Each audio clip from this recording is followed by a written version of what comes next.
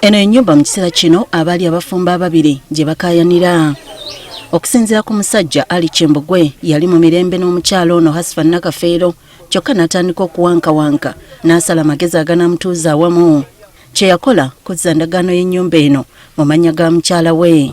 Nga saagala akole waasi yenna kwe kumuwa wano nga njagala omutima gukole ki gutebenkere. Ekirala ekyamukozesa kino kwe kakasa nti singa Katonda amujja mu bulamu obw'ensi eno mukyala wabaako ne kyasigaza n'abaana be yazaala. Ebintu abaana babibwa bamusaliya eri ninayo abaana 6 gwoyina batya babiri bagenda kuddira abaana balinga simanya agenda kusooka kufa bagenda kuddira abaana ab'ekyerima bagatte ne bano balabenga bano batono ate bawala wabula ngenda kukolera ekintu kino ekyabugagga kyansibu bwe niba nkusoosa okufa bwe balijjayo ekyo bwejjayo ki ndagaano yo.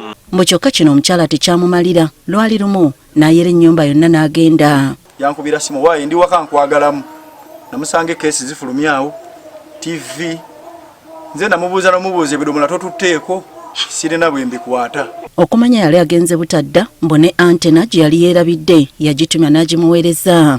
Yayime gye yali nakaseke n'aŋŋamba mbadde nsaba onsumululireko eri eyo ogimpeereze.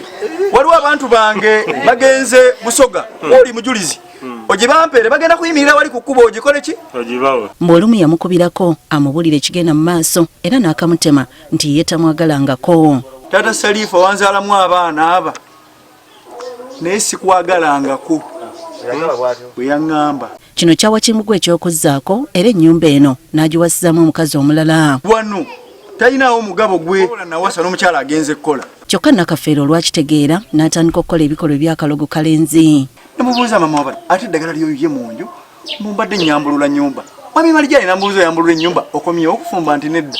Tubuuzizza Nakafeero lwaki alemera mu nnyumba eno ate ng'eyali bba Kimbugwe yagiteekamu omukazi omulala n'agamba nti si ye. Nze abajjeewo omukazi we lwaki mba ntundawo kuba si wawe yanonye gyamussa era wantu wasigalawo kuba tewasobola kutundibwa sina nnyo nsonga sina bwentaavu bwa ssente. Ye ensonga lwaki yamulekawo mu Kimbugwe yaganza nazaala we ate ng'amumanyi bulungi. Naye mama tamanyi nti noono ye ya bba wange kati n'amusanga n'amutandika omukwana nga ye mama takimanyi naye nga te yakikola ki akimanyi. Bino ababiri bano babyogeredde mu lukiiko avunaanyizibwa ku nsonga z'amaka n'abaana e Kayunga Collins Kafeero lwayise ku kyalo Kisaba mu tawuni kanso y'e Kayunga okusala eggoye ku kibatabula. Abawabudde nti ennyumba tetundibwa wabulidde mu mannya g'abaana kubanga bo tebalina musango. Endagaano edde mu mannya g'abaana wabeereka walina omaanyizza nti kitegeeza omusajja tasobola kutundawo omukazi tasobola kutundawo. Bulijjo abaagalana omwami n'omukyala bwe basowagana abaana be bakosebwa. Nze wano nkulekeddewo